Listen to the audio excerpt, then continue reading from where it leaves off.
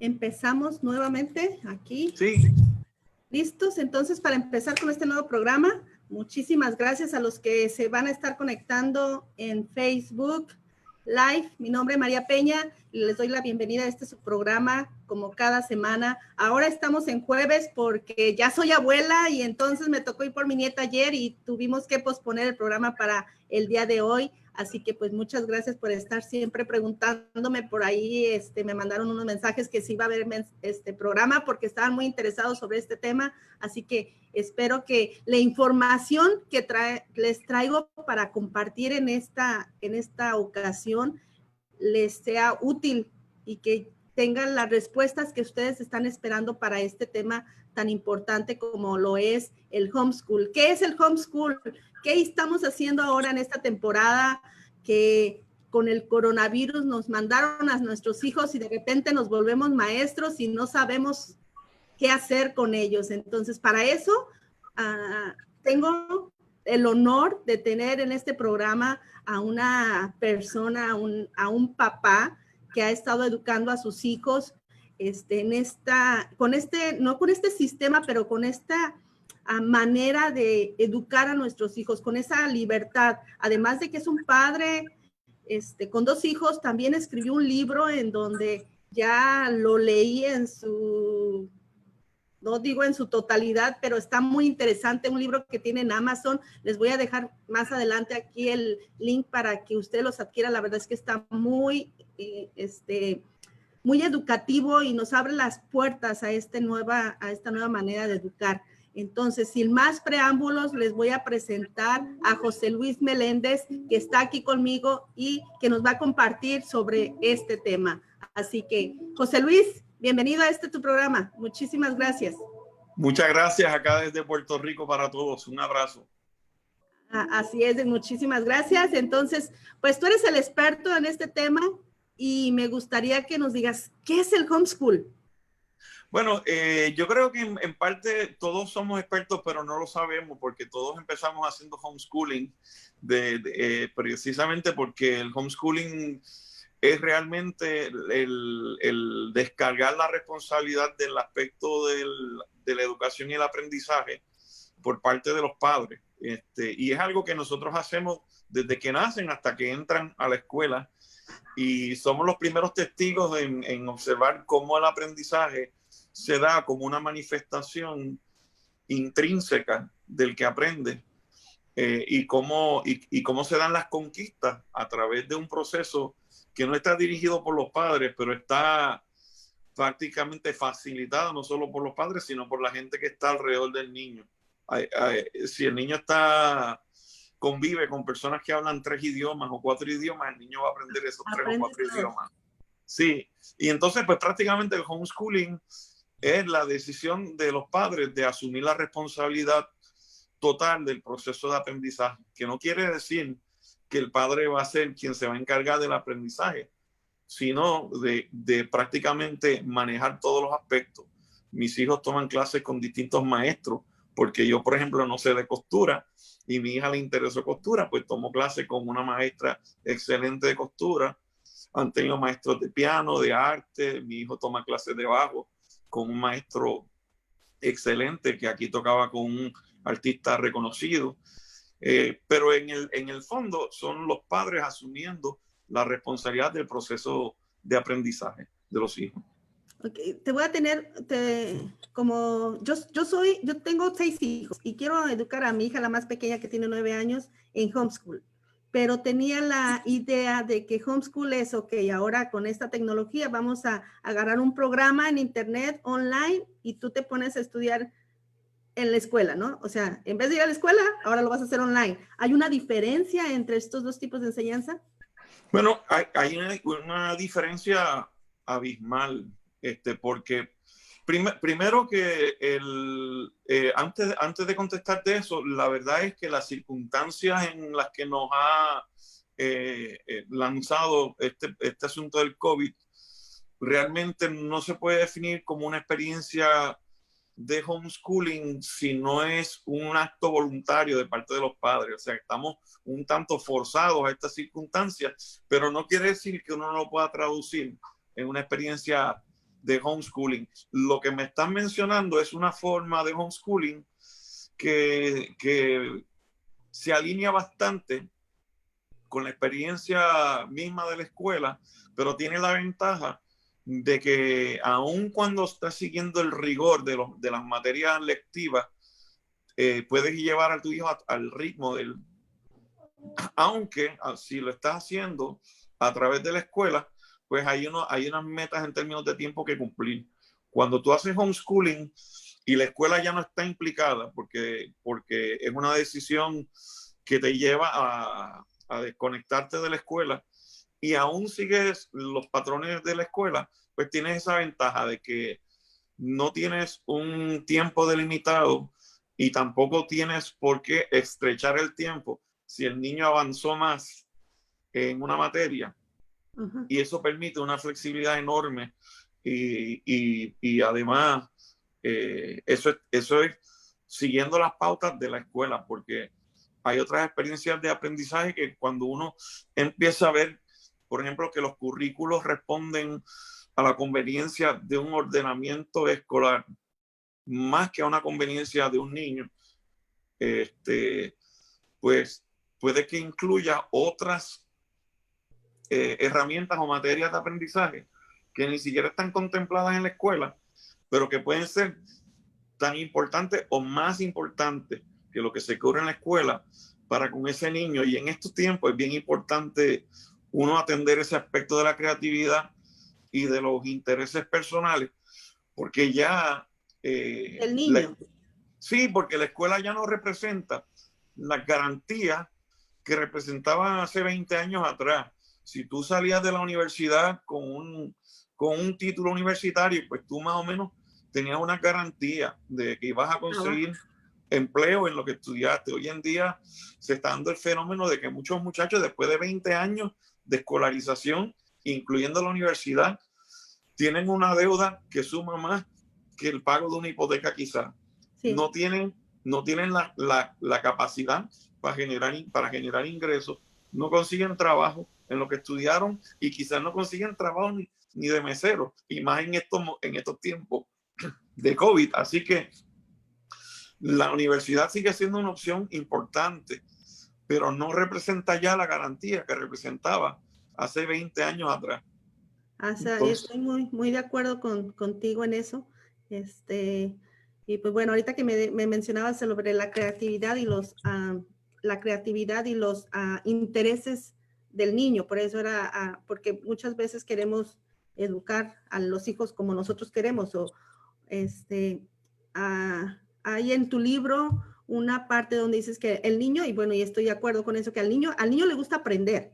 El niño es creativo y está buscando la forma de aprender, pero la escuela a muchos niños los estresa. Sí, lo que ocurre es, como mencionaba anteriormente, ya venimos con un impulso natural por aprender, entonces se tiende a confundir aprender con enseñar. Entonces, cuando llegan a la escuela, lamentablemente, lo que debería ser la piedra angular de cualquier experiencia que intente impartir educación debería ser precisamente que ya los niños nacen con un estímulo interno por el aprendizaje, pero no con un estímulo interno para adaptarse a un modelo de escolarización que aplica un currículo de una sola talla para todos y que no evalúa de manera rigurosa los principios de los cuales parte en torno a la conducta y a las teorías del aprendizaje. Por ejemplo, esperamos que un niño a cierta edad lea, y si no lee, pues se vuelve una crisis. Y realmente cuando tú no tienes a la escuela de por medio o tienes un modelo escolar que no parte del modelo tradicional, como pasa con las escuelas Sudbury en Estados Unidos, en esas escuelas, por ejemplo, los niños no están obligados a leer a una edad específica. Y curiosamente, no se les desarrolla una apatía hacia la lectura, terminan todos leyendo, y ponle que un niño empezó a leer a los 10 años o a los 9. Cuando ese niño alcanza la edad de 15 años y lo comparas con niños escolarizados de 15 años de edad, por lo general ha leído mucho más que ellos al alcanzar esa edad de los 15 La comprensión años. me imagino que es mucho mejor. La comprensión es mucho mayor y también en el libro yo hablo sobre el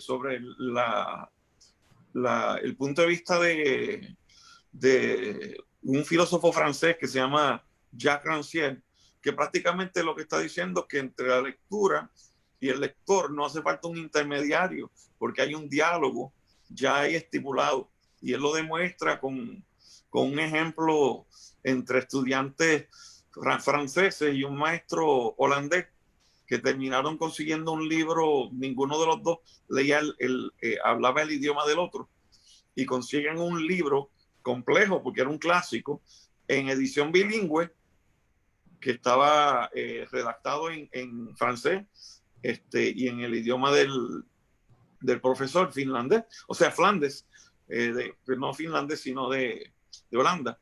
Y ambos terminan enseñándose a sí mismos a base de escucharse y ese tipo de principios, que es el principio de la confianza en el ser humano, es desde el cual uno intuitivamente parte como padres que educamos en el hogar. La escuela parte del principio de la suspicacia, de que si no intervengo con este niño, no va a aprender. Muy interesante. Entonces ahora ya sabemos qué es el homeschool y las ventajas que pudiera tener para el niño, ¿no? Y las diferenciamos de lo que es la educación en línea. Entonces ahora yo estoy convencida definitivamente de que quiero hacer homeschool con mi hija que tiene 9 años. ¿Y qué es lo primero que tengo que empezar a hacer? Porque sí mencionas en tu libro que lo primero es empezar a investigar, ¿no? Y creo que lo estoy haciendo ahora con estando aquí contigo, leyendo tu libro, definitivamente. ¿Qué más tenemos que hacer para empezar? Pues yo menciono que lo primero que uno debe hacer es investigar, y entre lo que uno puede hacer para obtener información es leer libros sobre el tema. En español son muy pocos los libros. Están los trabajos de Laura Mascaró Roger y de Priscila Salazar, que es de México. Pero casi todos los trabajos disponibles están en inglés. Sí. Aparte de eso, hay muchos videos sobre el tema, y visitar grupos de apoyo es bien conveniente. Lo que yo les recomiendo cuando una vez se toma la decisión es que no salgan precipitadamente a tratar de crear la escuela en tu casa con los currículos. No inviertas en currículos todavía que pueden ser onerosos y pueden ser gratis y pueden ser entre medio. Tómense un receso. Sandra Dodd, que es una veterana y ha escrito libros sobre educación en el hogar, sobre todo la modalidad que se llama unschooling, que es mucho más libre en términos de estructuración, sugiere que por cada año escolar te tomes un mes de descanso, de vacaciones o de transición para uno descomprimirse, un poco de desconectarse del modelo escolar. Y otra cosa que ocurre es que uno va constatando que aun cuando uno no está cubriendo materias académicas, el aprendizaje nunca deja de ocurrir, porque estamos en un estado continuo de aprendizaje, y lo que ocurre es que la escuela solamente puede identificar como aprendizaje aquellas cosas que ella puede medir. Y lamentablemente todo lo que ella no puede medir, que puede ser mucho más importante en la vida de una persona como aprendizajes, pasan invisibles ante sus ojos, o sea, desapercibidos. Hay un libro que se llama Aprendizaje Invisible, que es muy bueno y hace una observación sobre ello. Entonces, en estos tiempos es peligroso, porque cuando nosotros aún estamos en el periodo de la economía basada en la industrialización, la escuela prácticamente podía representar una alternativa que te acomodara entre el 80% de mano de obra que salía de ella misma, laboral, o el 20% de mano de obra gerencial o profesional. Pero ya ese modelo no nos sirve para estos tiempos en que incluso se está contemplando, o sea, el COVID-19 y las medidas que se han tomado nos han impulsado de manera hasta violenta 10 años quizás adelante. Sí. Y lo que estamos haciendo tú y yo ahora mismito representa la nueva tendencia de compartir contenido, de hacer negocios, y de todo lo que es la cultura de los tiempos que ya están aquí, que están por venir. Por lo tanto, aparte de eso, que estábamos hablando hace un rato, un niño con un iPhone en estos tiempos tiene mucho más conocimientos a la mano potencialmente que un presidente de los Estados Unidos hace 20 años atrás. Así es. Entonces, la escuela nuestra no puede competir con ese acceso a conocimiento sin intermediario que tienen nuestros hijos. Lo que pasa es... Ya no necesitan de memorizar, vaya, información. Si quieren no, saber exacto. de historia por alguna... Luego, el Google, dicen los niños, ¿no? Exacto, y entonces un aspecto del aprendizaje que nosotros hemos podido cubrir en nuestra casa, que no se está dando en la escuela y que es un problema muy serio, es que desarrollen la capacidad de pensamiento crítico, porque entonces la escuela no puede ofrecer un aprendizaje del pensamiento crítico cuando a la vez está exigiendo que el niño memorice una información y lo devuelva a un examen y no lo cuestione. Porque si no contestas lo que te están pidiendo, no te vas a llevar los premios. Así es. Y entonces es la parte de que nos enseñamos al niño a pensar. No. Y entonces hay unas herramientas ya clásicas que están disponibles. Y es curioso porque ya estamos hablando de un aprendizaje en el hogar que puede parecer más conservador, pero realmente son instrumentos que han estado y que han sido efectivos, como lo que se conoce como el trivium. El trivium nos viene del griego, que significa tres, ¿no? Se divide el aprendizaje en gramática, retórica y lógica. Y las primeras etapas de un niño prácticamente están identificadas con la gramática. La gramática representa el proceso de acumulación de conocimiento por primera vez se exploran el dominio de los idiomas, y se destaca que los niños tienen una pasión y un gusto enorme por los juegos de memorización. Por lo tanto, si tú tienes juegos de esas tarjetitas que tienes que voltear para encontrar la pareja que sean idénticas, eso le encanta a los niños y son muy buenos recordando dónde están ubicadas esas cartas. Y es que se debe a que están en un proceso natural de acopio de nuevos conocimientos, y si uno respeta ese proceso que se da de manera más plena cuando no tienen estructuras impuestas, sino que se les permite el juego, a través de juegos que aprenden y de la conexión afectiva con la familia y la comunidad, ya cuando están superando esa etapa, están entrando en la retórica, que ya entonces empiezan a cuestionar y ya tienen referentes para poder entender conceptos más abstractos.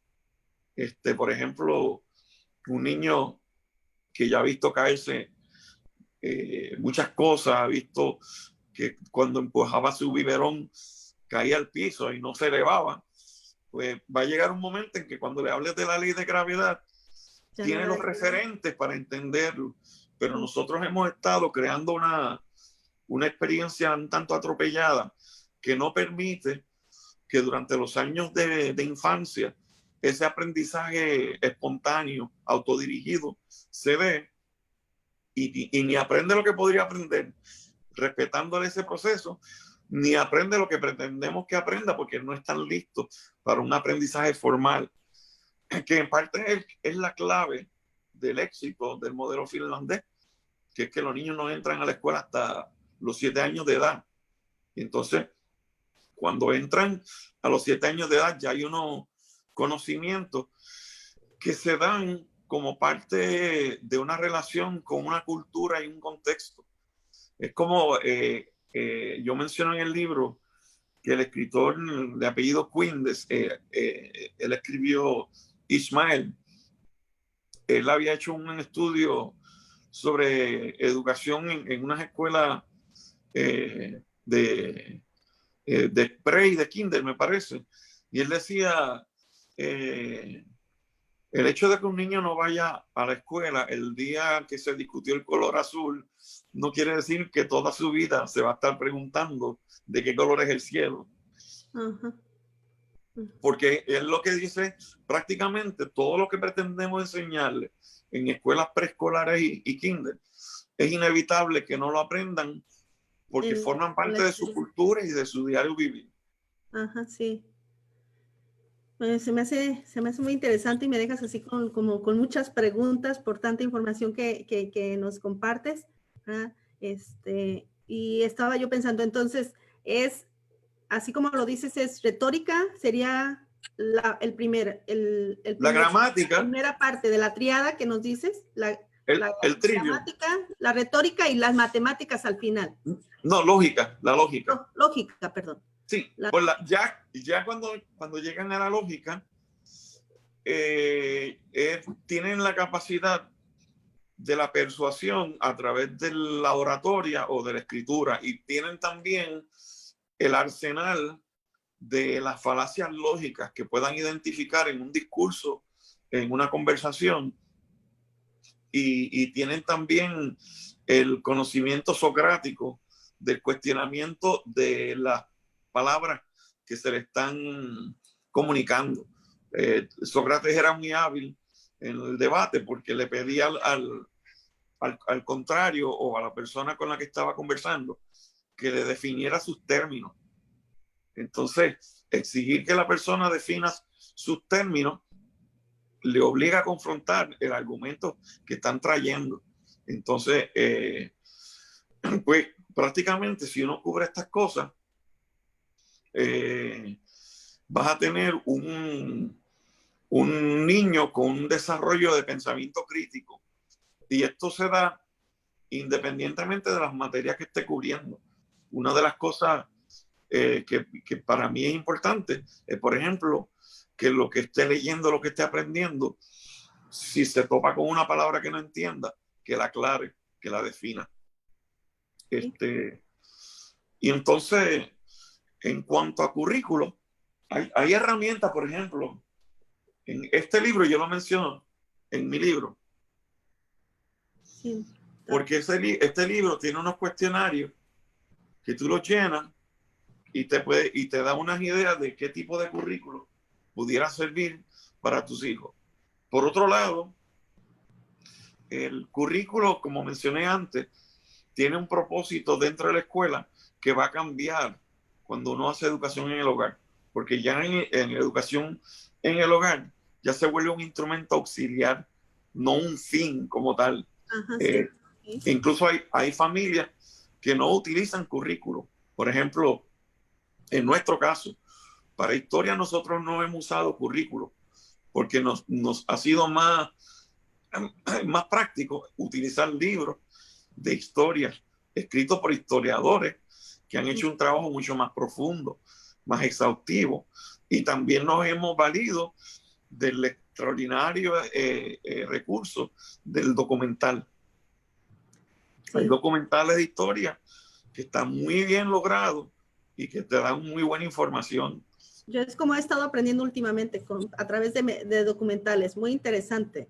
Sí, ¿no? Y nuestros niños están teniendo una experiencia muy distinta a la nuestra, en el sentido de que nosotros no interactuábamos con las pantallas, ni con los maestros. Los maestros hablaban y nosotros escuchábamos y a veces participábamos. Cuando llegábamos a casa, prendíamos el televisor y el televisor se comunicaba con nosotros. Pero nuestros niños están interactuando con sus pantallas. Sin embargo, cuando van a la escuela, tienen que someterse a esta experiencia nuestra, que es contracultura de ellos, que es escuchar a un maestro hablando todo el tiempo de cosas que ellos pueden obtener a través del internet en el momento que ellos quieran. Y ya prácticamente la idea de enseñar, porque es importante que si tú en un futuro necesitaras de esta información, yo te la provea ahora.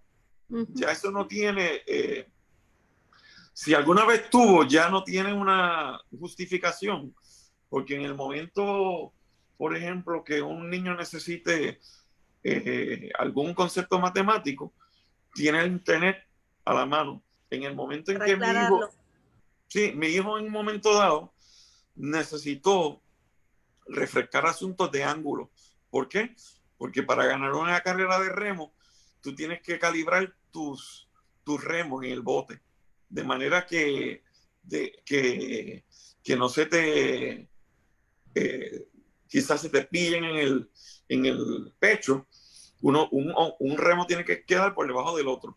Pues para eso tienes que saber de ángulo, de medida, de usar una peonza, y ya se vuelve un aprendizaje práctico, pero es un aprendizaje no como un fin en Te vio sí, la sino necesidad de aprender sobre eso. exactamente, exactamente. Y realmente nosotros estamos rodeados de instancias en donde la matemática está acompañándonos, donde se hace necesario, pero cuando se vuelve un aprendizaje en la abstracción, pierdes a los niños y tenemos el peligro de que patologicemos la reacción a un aprendizaje que se da pues, en el vacío, porque para el niño no hay un propósito que no sea cumplir obedientemente con lo que se le está Con lo que exigiendo. se le está exigiendo, así Y es. la obediencia era importante para poder moverte dentro de un modelo económico industrial, pero en estos tiempos ya este concepto de obediencia no te funciona. No. Necesitan niños que puedan desarrollar su capacidad de imaginar, de observar, y de la misma vez pues tener obviamente las herramientas para poderlas manifestar. Por eso la parte del aprendizaje de las herramientas que la escuela pretende enseñar, pues sí, son importantes, pero el asunto es el momento en que se vuelve importante para el niño. No tiene que ser el momento en que todos tienen que aprender lo mismo a la misma vez. Muy interesante. Fíjate, ahorita estabas comentando sobre la interrelación del maestro, que siempre está hablando, ¿no? Entonces, y luego llega a su casa y a través de un aparato también le está hablando. Entonces, vamos al mito que hay, que yo también lo tenía ese, le digo, y bueno, ¿y los niños cómo se van a socializar? ¿Verdad? Yo creo que ahorita esa es la gran pregunta para mucha gente. ¿Cómo van a socializar los niños? Y tú lo mencionas muy bien y es muy claro en tu libro. Me gustaría que me hablaras un poquito de eso. Claro, porque la preocupación de la socialización para mí y para nosotros ha sido tan seria como la preocupación por cómo un homeschooler se va a cepillar los dientes. Es que es algo natural. Nosotros somos seres sociales. La escuela tiene apenas 100 y pico de años de existir, y eso no implica que la humanidad no comenzó a socializar hace 100 y pico de años. Así que cualquier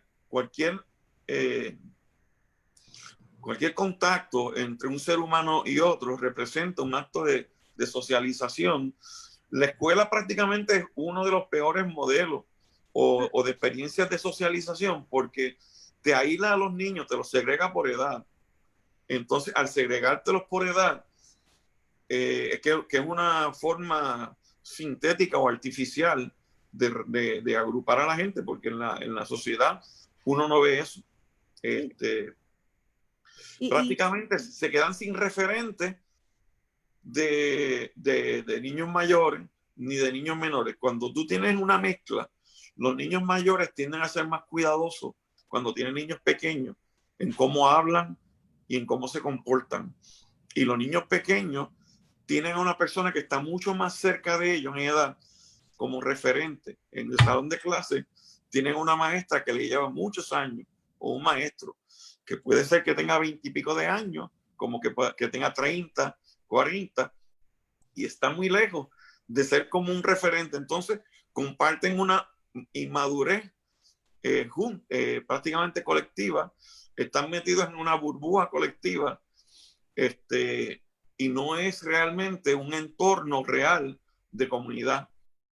Cuando los niños son educados fuera de ese contexto, un niño homeschooler, por lo general, si es tímido, si es extrovertido, tiene la ventaja de no estar presionado a no ser como es, y de ir saliendo de la timidez paulatinamente, de estar en comunicación con gente de diversas edades. Los niños escolarizados tienden a ser inhibidos cuando tienen que relacionarse con gente que es de una edad distinta a la de ellos. Sí, sí. Los homeschoolers pues van al supermercado, van a la biblioteca, van a actividades de deporte, van a talleres. Mis hijos han tomado clases en la Liga de Arte de Puerto Rico, que es un lugar hermoso en el viejo San Juan, y es un espacio para el arte y para el aprendizaje, que es ideal frente al mar, frente al océano Atlántico, con una vista espléndida. Mejor Y ellos, no. sí, entonces en ese sentido se da la socialización como cualquier otro, con cualquier otra persona la puede tener, sobre todo en un entorno favorable para un enriquecimiento. Pero el anverso de eso es que los niños también necesitan un espacio de soledad, necesitan un espacio y un tiempo de intimidad. Y lamentablemente en la escuela están bajo constante vigilancia, tienen que pedir permiso para ir al baño. Ir al baño. De hecho, Costco, el académico, un teólogo, Costco, decía, y estoy parafraseando, que le exigimos a los niños, a los jóvenes, que de 16, 17 años, que tomen decisiones de envergadura cuando hace apenas 6 meses o menos tenía que pedir permiso para ir al baño. Entonces, la socialización en la escuela provoca una extensión artificial de la niñez a través de una dependencia del maestro, de niños que nacieron con un impulso natural por el aprendizaje autodirigido, que lo que necesita son gente alrededor que les facilite herramientas y que les dé buenas guías para que ellos sigan su propio rumbo. Y por el otro lado, cuando son más grandes, pues lamentablemente no se les permite que empiecen a explorar sus intereses, que era algo que ocurría antes de que se estableciera la escuela obligatoria. Pero entonces la escuela te dice, un niño te abre un libro de dinosaurio en el salón de clase y se le dice, cierra el libro que te vamos a educar, en lugar de utilizar el libro para arrancar. No es momento para dinosaurios en este momento. Vamos a hablar de No, y entonces lo puedes abrir. El interés. Sí, lo puedes abrir en tu casa, pero cuando llega a la casa el niño está cargado de asignaciones o de deberes. Sí. Bueno, pues déjalo para cuando llegues a la universidad. Y ya cuando llega a la universidad, ese momentum no se desarrolló. Hay homeschoolers, por ejemplo, que desde los 11 años quizás o 12 manifiestan un interés por la veterinaria. En ese caso, hay padres que hacen un acercamiento a un veterinario y les hace la propuesta de una especie de internado. Mi hijo es pasión por los animales y le gusta la veterinaria. Querría saber si hay oportunidad de que él pueda ayudar aquí sin paga. La compensación para él va a ser todo el aprendizaje que puede obtener.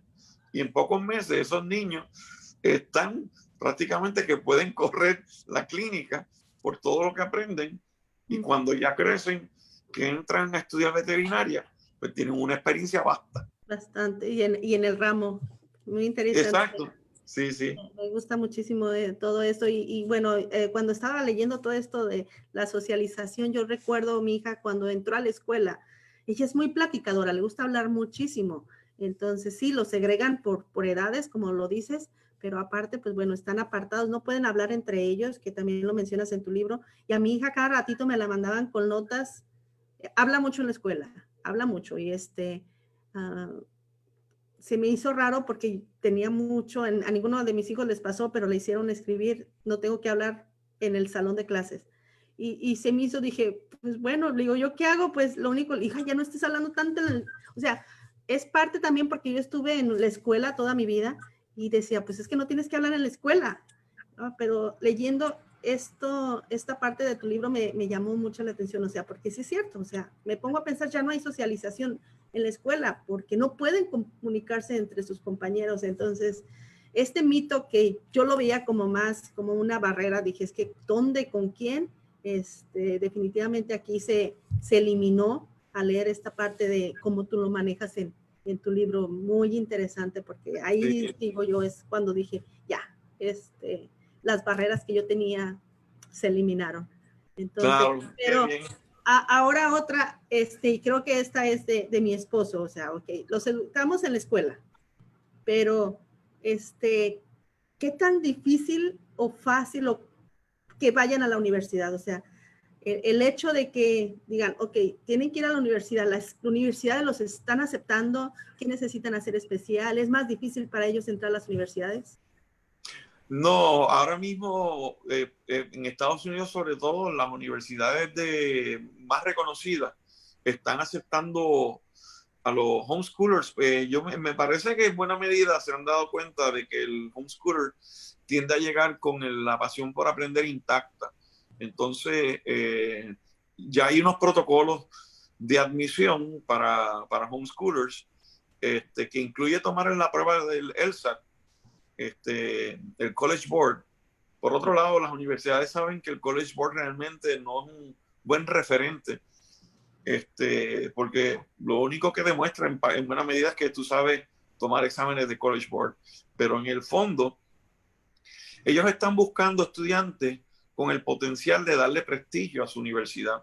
Y si un homeschooler, por ejemplo, y esto no es solo un homeschooler, cualquier estudiante, lleva un buen currículum vitae, lleva una buena presentación, quizás una entrevista personal que permita que lo escuchen y que causen una buena impresión. Todas estas cosas para las universidades son importantes. Estudiantes, por ejemplo, mi hijo está desarrollándose como atleta de remo. Hay muchas universidades que el remo es un deporte élite de esa universidad. Entonces, quizás ni siquiera le miran la parte de los resultados académicos, porque al entrevistarlo se dan cuenta de lo articulado que es, de la personalidad que tiene y de cuánto lustre le puede traer a esa universidad. Entonces, de hecho, pues prácticamente aquí, por ejemplo, tenemos un estudiante homeschooler que el bachillerato lo hizo desde la casa como homeschooler y que debe estar terminando medicina ahora mismo. Y se crió pues en el campus, sembrando también, que para efectos de la universidad están teniendo acceso a ella.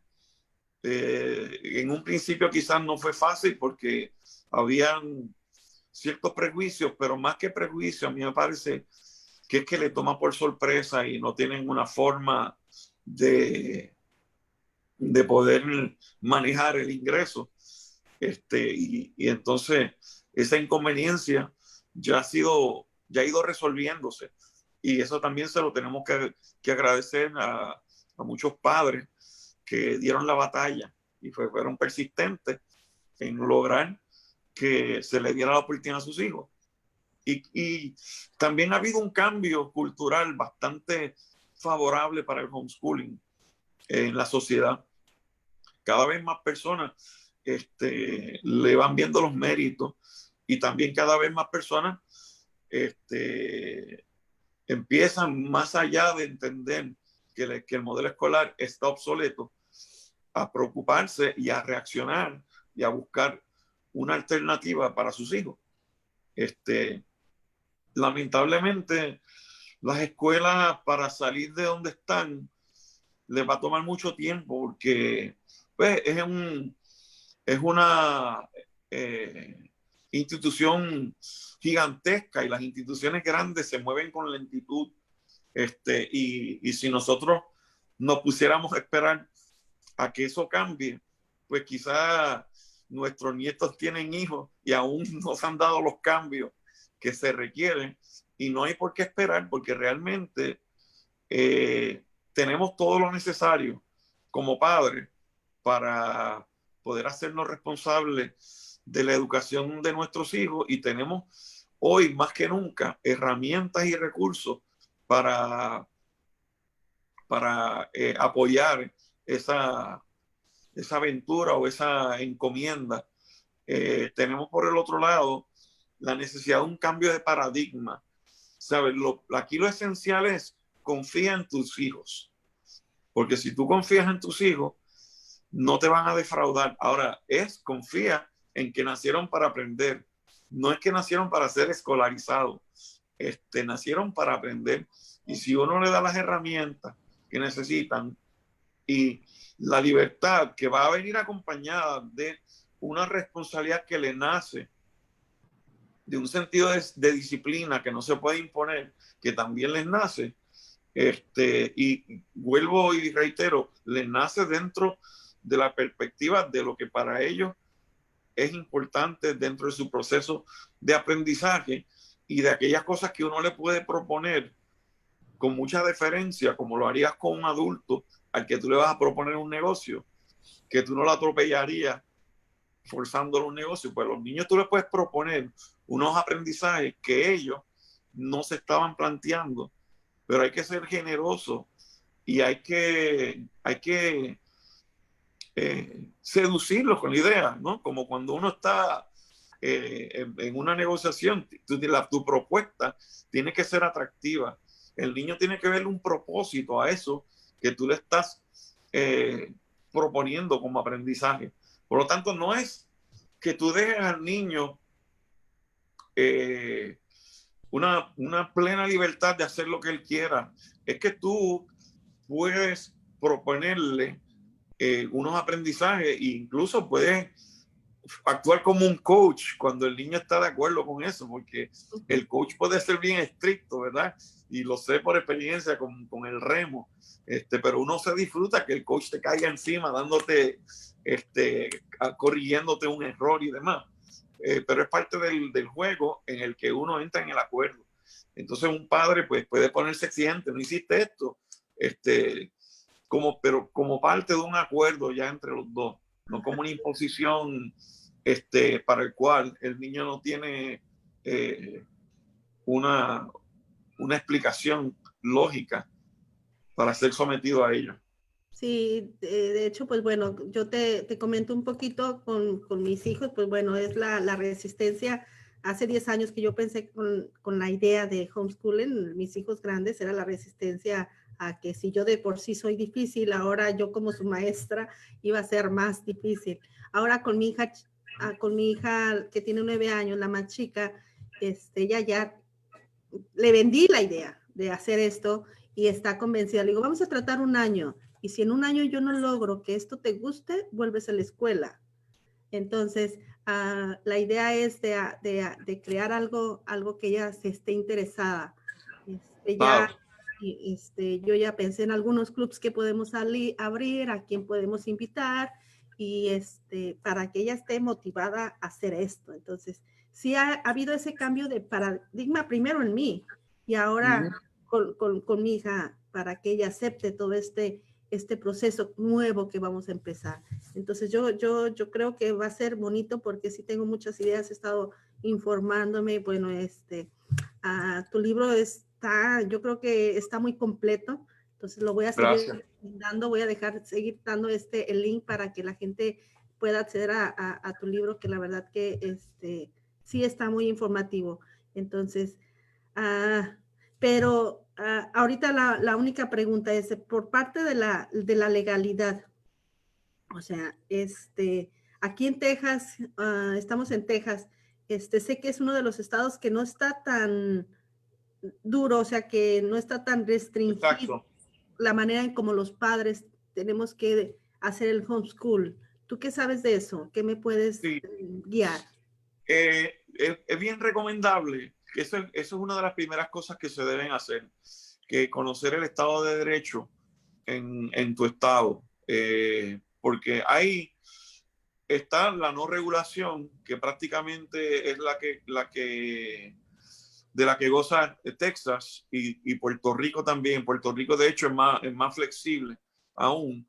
Y eso nos da una libertad extraordinaria para poder realizar un trabajo mucho más eficaz, porque acuérdate que los padres salen decepcionados del modelo escolar y es un contrasentido que te obliguen a importar el modelo escolar a tu casa. Ajá. Entonces, en otros estados, la regulación es mediana y en otros estados como Nueva York, la regulación es bien alta.